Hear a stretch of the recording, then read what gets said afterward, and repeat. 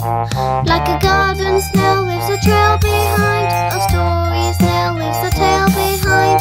Share our stories and you may find you can tell a story too.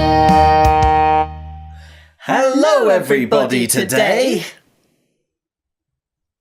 And welcome to another storytelling assembly. Now, on the 12th of May every year, we celebrate Edward Lear.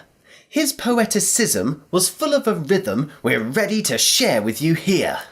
That sounded just like a limerick, Chip. Well, I'm glad it did, because Edward Lear really loved limerick poems. And that's why on the 12th of May, which is Edward Lear's birthday, we also celebrate Limerick Day. That's right.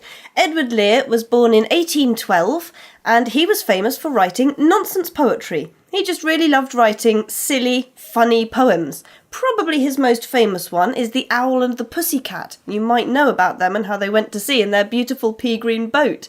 But he also loved writing limericks. Yeah, now a limerick is a kind of poem that sounds like this.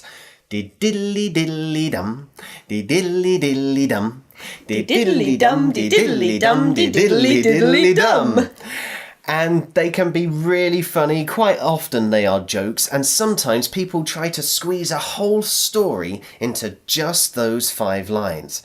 Now, I'm sure you can imagine that's quite tricky, but Amy and I have had a go at it, especially for Limerick Day, and we've got our fairy tale limericks here.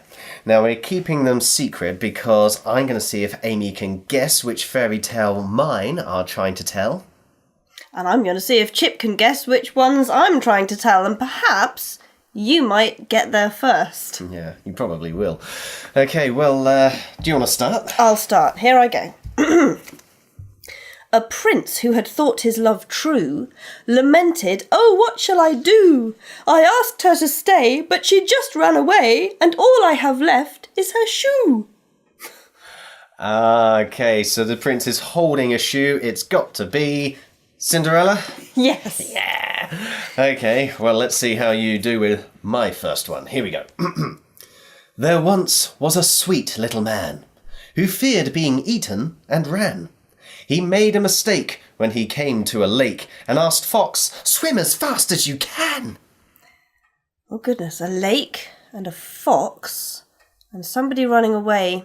Wait, a sweet little man. This has got to be the gingerbread man. It is indeed.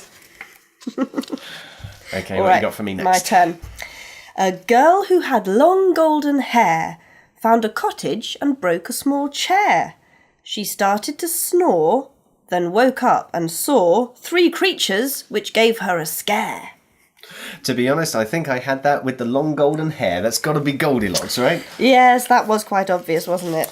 Well, I've got one here which is also about a girl, so let's see how well you do. Here we go. A girl got a nasty surprise when the teeth of her gran grew in size. She started to stutter and called a woodcutter who made some delicious wolf pies. Oh, wolf pies, that explains it. In that case, I think that one must have been Little Red Riding Hood. It was indeed. All right then, my turn. A boy who was fond of his greens traded his cow for some beans. His angry mum shouted, but when the beans sprouted, it led to gargantuan scenes. Well, gargantuan means giant, so that, I think, was a very clever limerick for Jack and the Beanstalk. Yes, it was. Well, let's see this one then. A monster made everyone wince. With his claws he could turn you to mince.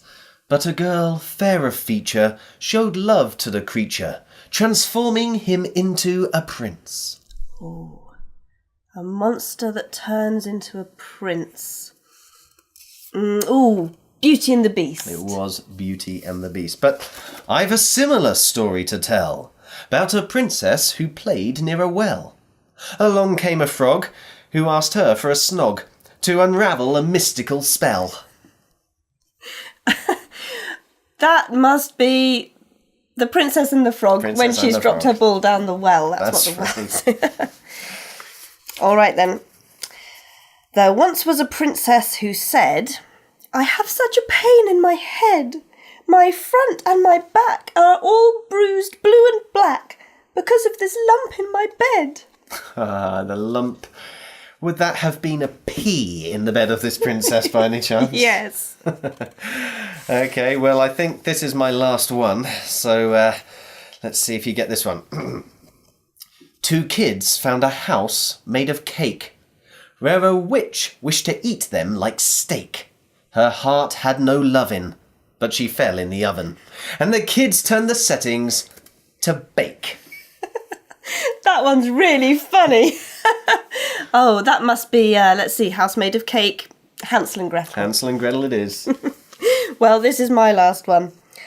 A troll met a goat who was trickier and said his big brother was lickier. The troll found the latter both bigger and fatter, but also, alarmingly, kickier.